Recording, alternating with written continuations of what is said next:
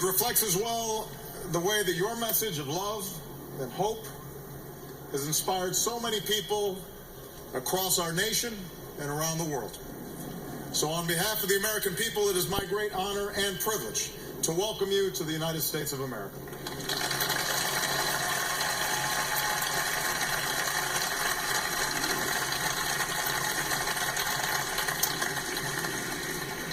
Today we mark many firsts. Your Holiness, you've been celebrated as the first Pope from the Americas.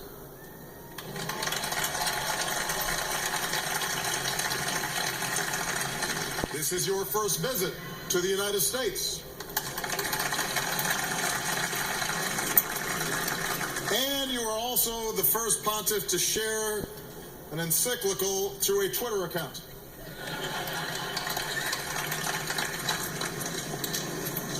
Holy Father, your visit not only allows us, in some small way, to reciprocate the extraordinary hospitality that you extended to me at the Vatican last year, it also reveals how much all Americans, from every background and every faith, value the role that the Catholic Church plays in strengthening America.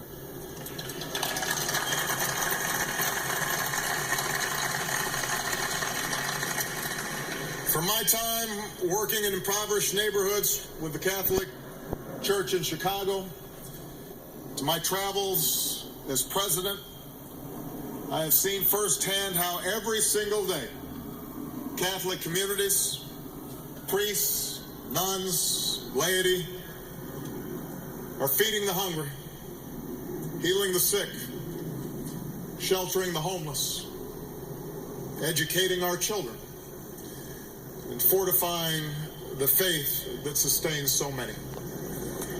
And what is true in America is true around the world. From the busy streets of Buenos Aires to the remote villages in Kenya, Catholic organizations serve the poor, minister to prisoners, build schools, build homes, operate orphanages and hospitals. And just as the church has stood with those struggling to break the chains of poverty, the church so often has given voice and hope to those seeking to break the chains of violence and oppression. And yet I believe the excitement around your visit, Holy Father, must be attributed not only to your role as Pope, but to your unique qualities as a person.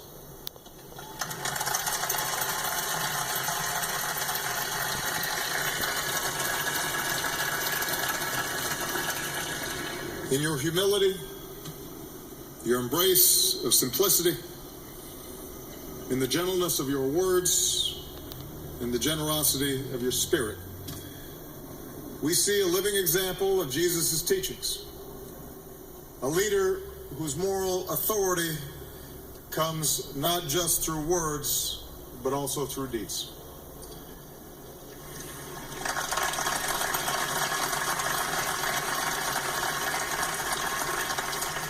You call on all of us, Catholic and non-Catholic alike, to put the least of these at the center of our concerns.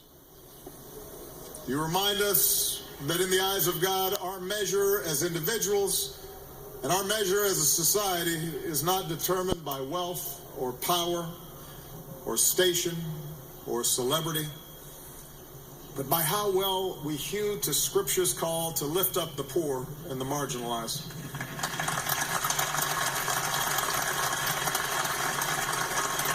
To stand up for justice and against inequality, and to ensure that every human being is able to live in dignity because we are all made in the image of God.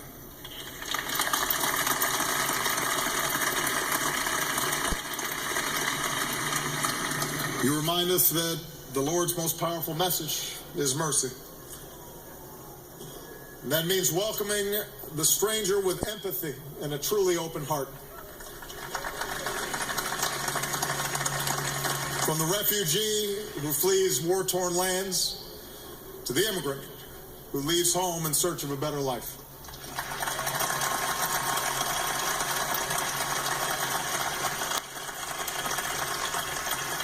It means showing compassion and love for the marginalized and the outcast, to those who've suffered and those who've caused suffering and seek redemption. You remind us of the costs of war, particularly on the powerless and defenseless, and urge us toward the imperative of peace.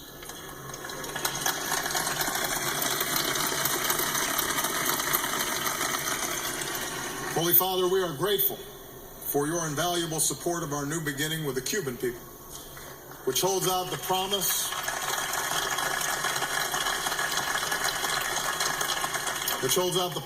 of better relations between our countries, greater cooperation across our hemisphere, and a better life for the Cuban people. We thank you for your passionate voice against the deadly conflicts that ravage the lives of so many men, women, and children, and your call for nations to resist the sirens of war and resolve disputes through diplomacy. You remind us that people are only truly free when they can practice their faith freely.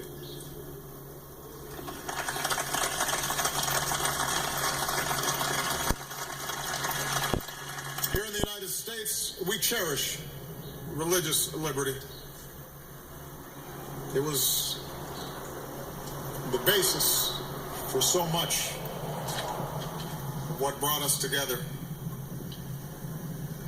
And here in the United States, we cherish our religious liberty, but around the world at this very moment, children of God, including Christians, are targeted and even killed because of their faith.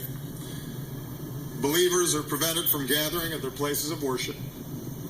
The faithful are imprisoned, and churches are destroyed. So we stand with you in defense of religious freedom and interfaith dialogue, knowing that people everywhere must be able to live out their faith free from fear and free from intimidation.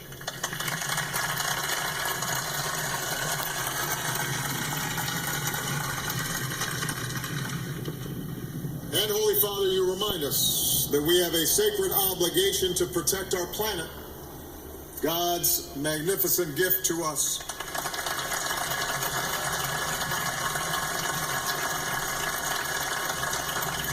We support your call to all world leaders to support the communities